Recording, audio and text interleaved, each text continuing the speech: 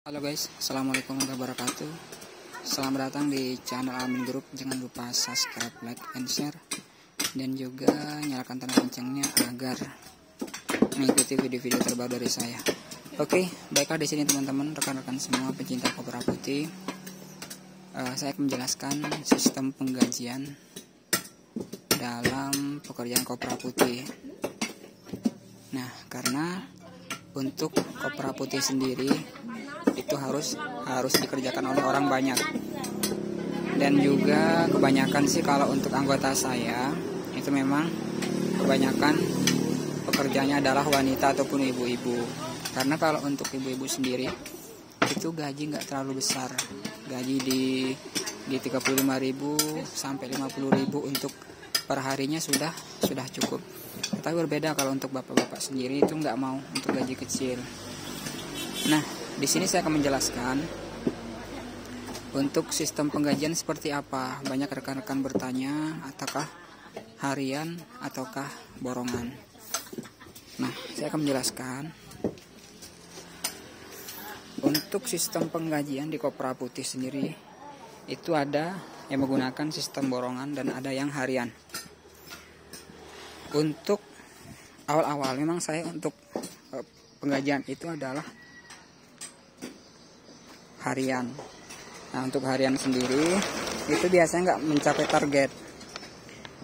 Ada yang harian satu orangnya 40.000, ada yang 35.000, dan juga ada yang 50.000. Nah, tetapi setelah saya hitung-hitung, setelah saya kaji, itu nggak terpenuhi untuk target yang kita capai. Nah, kemudian saya rubah sistemnya. Jadi kita kelompokkan. Misalkan yang ngupas, kemudian belah, susun jemur, kemudian cungkil, itu saya pisah. Nah, seperti apa pemisahannya? Yang pertama adalah untuk sistem pengupasan. Ini yang sedang teman-teman saksikan adalah sistem pengupasan, di mana rata-rata ibu-ibu itu menggunakan pisau. Kalau untuk menggunakan sulak itu nggak bisa. Jadi kita siapkan alat-alat seperti pisau, baji, kemudian alat potong. Nah, yang pertama adalah sistem pengupasan. Itu di harga berapa? Kita ambil range yang pertama adalah di angka 100 rupiah ataupun 50 rupiah lah. Yang pertama 50 rupiah per butirnya. Jadi untuk mengupas jambulnya jadi licin seperti ini, itu di harga 50 rupiah per butir. Nah, itu untuk harga kupas. Kemudian selanjutnya adalah belah, kemudian cuci jemur, itu di harga 100 sampai 150 rupiah, tergantung teman-teman semua. Nah, seperti itu teman-teman. Kemudian setelah belah, ini kan nanti dibelah nih, kemudian cuci, kemudian jemur, masuk ke tenda ataupun masuk ke oven. Masuk ke oven itu sama hitungannya. Nah, setelah itu masuk ke sistem penyungkilan. Penyungkilan itu yang perlu diperhatikan adalah itu menggunakan timbangan batok, atau yang dihitung adalah batok. Kenapa? Karena kalau timbang isi biasanya tidak ketemu, ataupun kita akan merugi karena untuk isi sendiri terkadang kan kelapanya bagus, terkadang banyak yang tumbuh. Nah, jadi kalau misalkan tumbuh itu terlalu ringan, rata-rata yang tukang cungkilnya nggak mau. Tetapi kalau untuk terlalu berat ataupun misalkan kelapa bagus-bagus, nah kita yang akan tekor untuk menggaji. Nah, berapa sih yang harga yang pas? Jadi yang kita timbang adalah batok. Batok itu per kilonya itu bisa terhitung 300 sampai 400 rupiah, tergantung teman-teman semua. Tergantung dari kesepakatan. Biasanya setiap masalah gaji emang saya rembuk ibu-ibunya. Biasanya saya rembuk.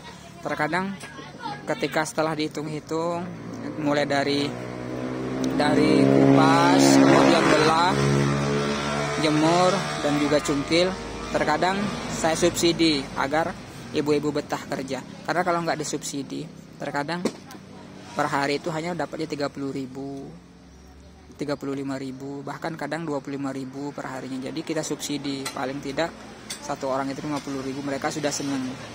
Nah, untuk harga cungkil itu kita timbang batok. untuk harga 300 sampai 400 rupiah. Nah setelah itu kan dijemur lagi ataupun disusun lagi, mau di oven ataupun mau disusun di UV.